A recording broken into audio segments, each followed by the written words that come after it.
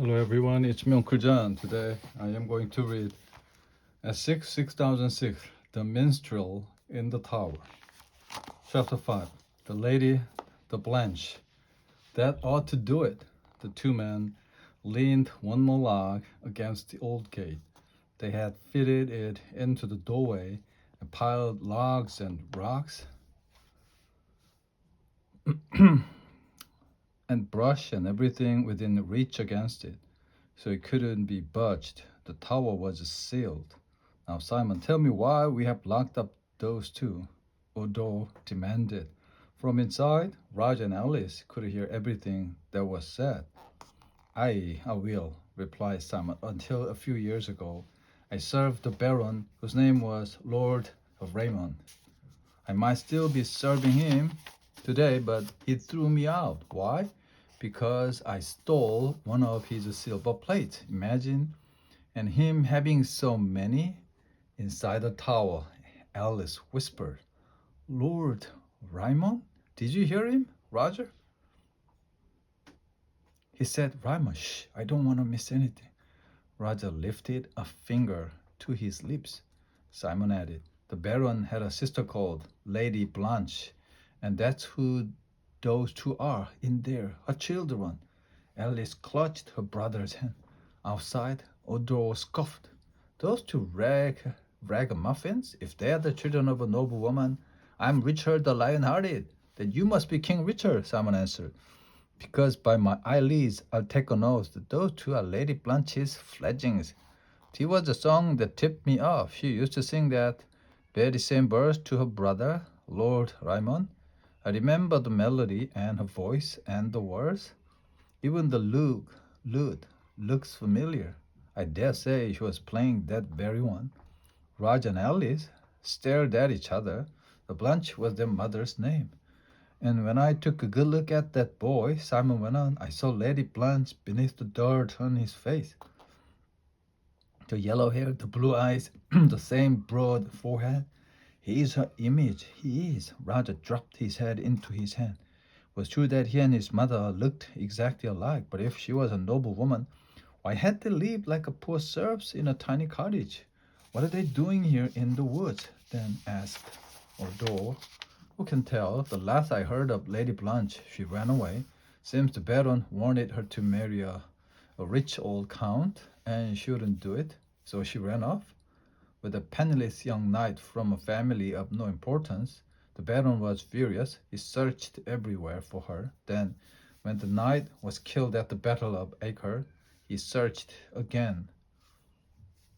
Roger's eyes closed. It was certain then. Father was dead.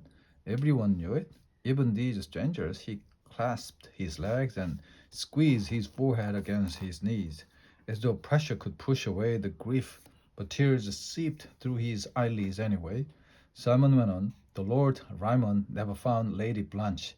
She vanished but now his voice rose with excitement. We have discovered her two brats. They'll lead us to her. Right you are, Simon. Then Odo sounded puzzled. But what will we do when we find her? Ask for ransom. He'll pay for the brats, and he will pay double for his sister. Our fortune is made. Odo burst forth with another ha. Then he added, You're a fine, smart fellow to think of this, Simon. We'll guard him well. By my knees, we will. And we'll take our time to think up a foolproof ransom plan. Weeks, if need be, those two inside will keep. Weeks, Roger's heart sank even further. Mother is so sick. Alice had the same thought. Her lips shaped the word escape. Roger nodded. As the hours of the day ran out, they huddled together inside the stone walls, devising their own plan. When Odo passed roast quail and a water skin through a hole in the barricaded door, Roger gave Alice his share. At last the moon centered itself above the tower, where the roof's peak had fallen through. A shaft of moonlight shone straight down on them, just as they needed to be, needed it to. You don't have to climb up with me, Alice said softly. Yes, I do. I shouldn't be letting you do it. at all. I'm older than you. I should be the one to go. But you're too big, said Alice. You can't fit through the space. I can't. Raja shuddered. In the pale light, the window slit looked very high, and what Alice had to do seemed much too dangerous. He no longer had a father. His mother might die.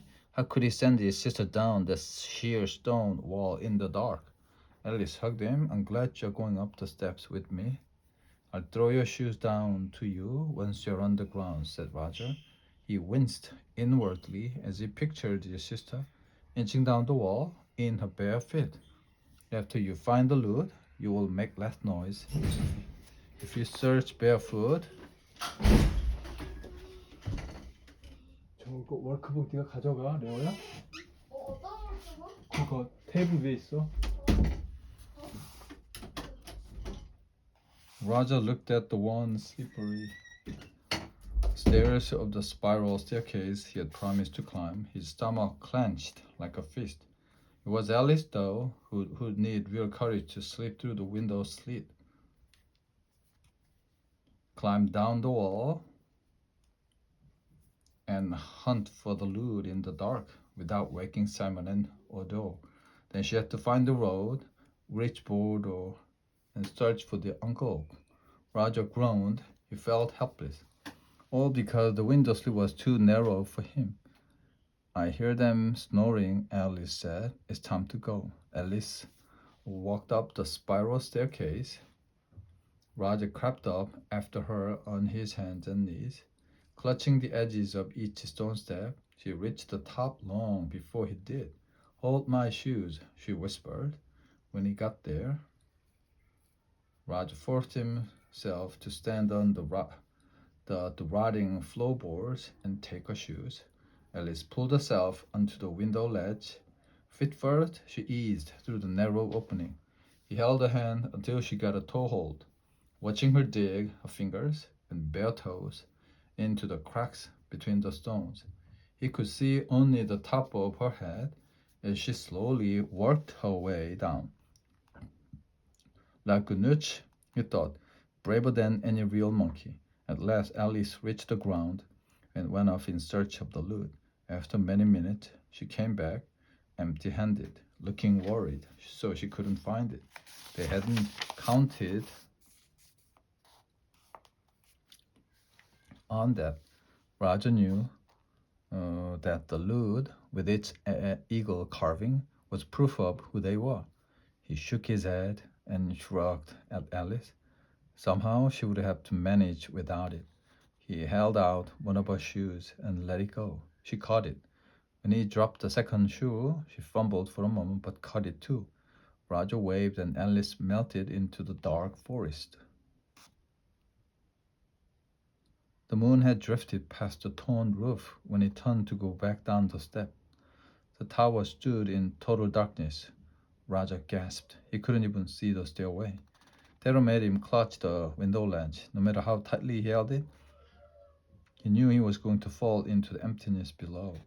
The two old boards beneath his feet would collapse, hauling him down. The thought made his hands slippery with sweat. He pressed hard against the wall, wanting to fuse himself to the cold stone. The stairs are solid, he whispered to himself. I can do it. Alice climbed down a whole wall, but his fear grew larger until it filled his skin and shook his bone. He had to get down those stairs to begin the final part of the plan. Leaning hard against each step, he backed down like a baby. First one knee, then the other. Down, down, take a breath. Beneath him, there always seemed to be another step. Why wouldn't they end? Finally, Roger felt the bottom. As he lay panting on the ground among the rumble, thankful to be alive, he thought of Alice, out in the forest somewhere. She was the brave one, and she was counting on him. Simon and Odo must not discover that she was gone. Loudly, to fool them in case they would have awakened, Roger said, You better go to sleep now, sister. Good night, Alice. In Alice's voice, he answered, Good night, Roger. Chapter 6, Lord Raymond the Baron. I'm the Baron's niece, Alice said. In the courtyard, laughter spread from one servant to the next. From men mending harnesses or polishing armor, to women brushing mud from boots and cloak, hams to children piling firewood against the wall. Lord Ryman's niece? Some chuckled. Others dropped their work to circle Alice, mocking her and making faces. What's causing this disturbance? Cried the steward as he came into the courtyard. This girl, someone began, but Alice spoke up for herself. I'm here to see Lord Ryman the Baron. I'm his niece. Throw the scalawag into the mouth, scoffed the steward. The Baron's niece indeed. They reached for Alice, but she skittered between them and ran. She hadn't traveled all this way just to be thrown into a mouth. For nearly 2 days, Alice had searched for the Baron's chateau, asking directions of everyone she met. A dozen times she had lost her way, and she had been hungry. Once she had rescued a cat from a tree, and its owner had rewarded her with a handful of plum. A baker had given her a bun for carrying a basket of eggs from the market to his shop. A housewife had poured her a cup of fresh milk for no reason other than kindness. But much of the time, she had been famished and footsore and shivery from worry. Now, catch the little baggage! The steward shrieked as the servants chased Alice around and around the courtyard. In one wall stood a wooden door decorated with iron bands. Alice threw herself against it, and the door burst open into a great hall hung with the beautiful tapestries and banners. What is this? A very tall nobleman with straight blond hair and a narrow beard rose angrily from his chair. Steward, forgive me. Lord Ryman, the red-faced steward, apologized. This child, she says, she is related to you. A young knight eating at the Baron's table burst into laughter, but Lord Ryman was not amused. Remove her at once, he ordered coldly. Steward and the servants began the chase again, but Alice took kick for them, scrambled up a rough stone wall. A little higher than their upstretched arms, she clung to a timber that supported one of the ceiling arches. Listen to me, she shouted down. I'm the daughter of Lady Blanche. Echo of her voice fell into deathly silent hall. For years no one had mentioned Lady Blanche in Lord Ryman's presence. The only sounds were the sniffing of hunting dogs, who searched for bits of food among the reeds strewn on the floor, and the shuffle of servants' feet as they stole away. None but the steward and the young knight were brave enough to remain. Lord Ryman's voice no longer sounded cold. Now it was hot with fury. If you don't come down at once, I will order my archers to shoot you down, he shouted. You're supposed to be my uncle, she shouted back, and you won't even listen to me. Mother told me to show you the eagle on the lute, but Simon and Odo hid it somewhere, and Roger can get out of the tower, and Mother wants you to forgive her. Suddenly it was too much for Alice, and she started to cry, Stop! Lord Ryman raised his hand. What is this about a lute? Come down here and make sense. Alice lowered herself to the floor, but stood warily with her back against the wall. First, she told Lord Ryman about her mother's illness. When he remained silent, she went on to describe everything else: the journey, Simon Odo, and Roger's imprisonment in the tower. She claimed to be a niece, my lord, remarked the steward, but she looks nothing at all like you. That's true.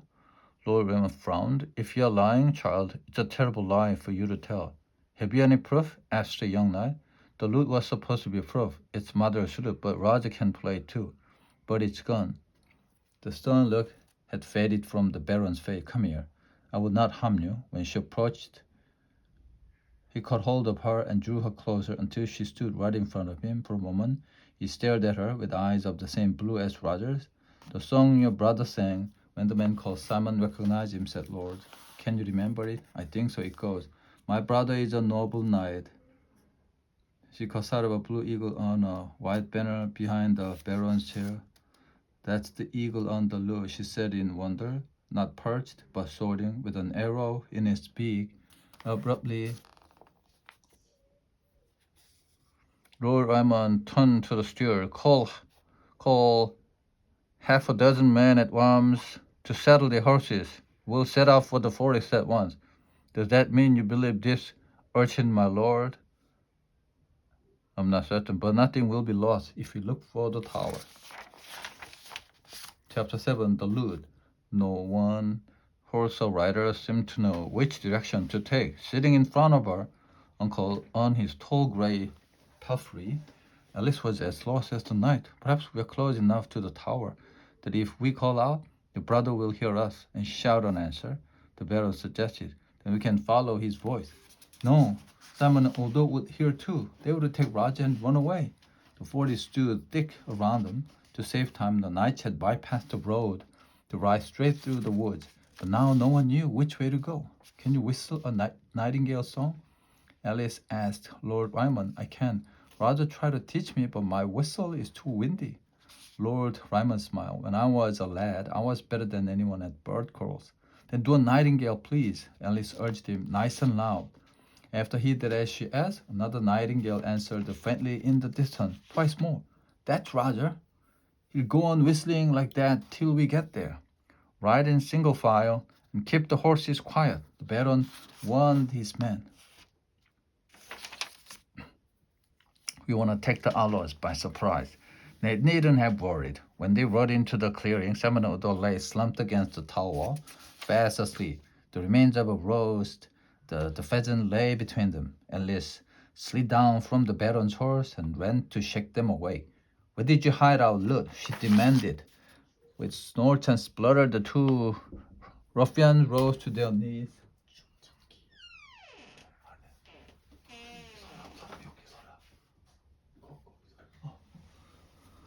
She's in the tower, each.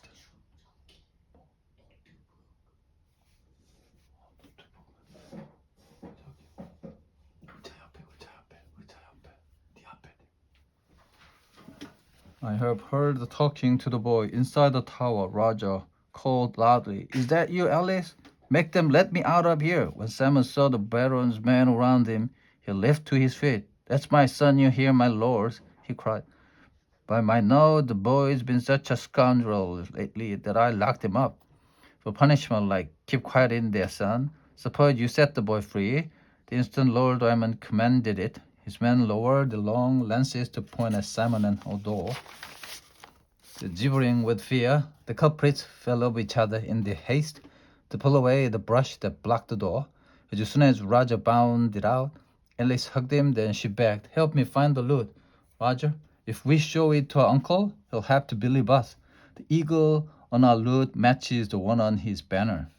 Roger could not help staring at the knight. They seemed to be spring right out of his memory.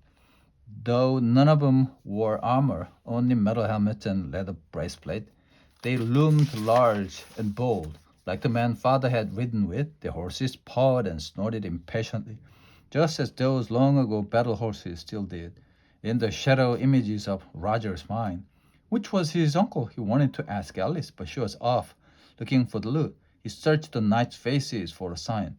I see it, Alice exclaimed. It's up in that tree. No wonder I couldn't find it before. They have hidden it high in that oak. Suddenly, he knew with absolute certainty. His uncle was the tall, stern man who sat quietly astride with his horse, studying Roger. Straight blond hair showed beneath the rim of the man's helmet. A narrow mustache and beard circled his firm mouth. I climbed the tree to get the loot, Alice said. No, Roger answered. He had mastered his fear of heights once before. When he came down the tower stairs in the dark, now with his uncle watching to learn what kind of boy he might be, he had to conquer the fear for good. You stay here, he told Lister. I'll climb up and get it. Chapter 8. Ever after, Lord Ryman stayed at the door of the cottage. As Alice and Roger ran to their mother's bed, You're back, Zara exclaimed. Your mother's fever is gone, but she still isn't. Heaven's mercy, the old woman clapped her hands. When she caught sight of the figure filling the doorway, You did bring him. Releasing Alice and Roger from her weak embrace, the mother raised herself on the bed. Ryman, she asked, is it you? I thought I dreamed it. With 3 quick strides, he crossed the room to kneel beside her. I've come to take you home, Blanche, to make you strong again. He took her hand gently. I judged it wrongly. Your husband was a good knight, a hero. I saw him fall at Acre trying to save his men. We waited for him to come back. We waited so long. She wept. Don't cry, mother. Everything will be fine now. Uncle Raymond and I made plans while we rode here. We'll live in his chateau where you will get well. We'll take Zara with us too. Old Zara threw up her hands. No, not I. My old bones belong in my own cottage, with the sound of the stream outside to soothe me. Thank you just the same, but I'll stay here. I hate to leave too, Zara. Slowly she walked around the cottage, touching the rough table, the wooden bowl, the bench where she had always slept beneath a soft sheepskin. I won't enjoy having to dress like a lady all the time. I still want to climb tree and run. Lord Raymond frowned at his niece. When Lady Blanche saw the frown, she spoke quietly. Unless you're allowed to climb trees, Alice, and to marry whomever you choose, we will all stay here. None of us will move to the chateau. The Baron turned abruptly to past the small room, then, with a slight bow toward Raja, there stands the next Baron, Lord Raja. I have no children of my own, so I have made him my heir. Raja will decide what his sister can or cannot do. Alice, she can do just about everything she tries. Since it's up to me, she won't have to marry anyone unless she wants to, and she can climb every tree for miles around the chateau. Raja strained himself to stand still, no longer worried about his shabby, outgrown clothes. I've already chosen the design for my banner. On the right, a nightingale will soar, and on the left, can you guess, Alice? It is. Raja clapped her hand. It'll always be your banner as much as mine. The end.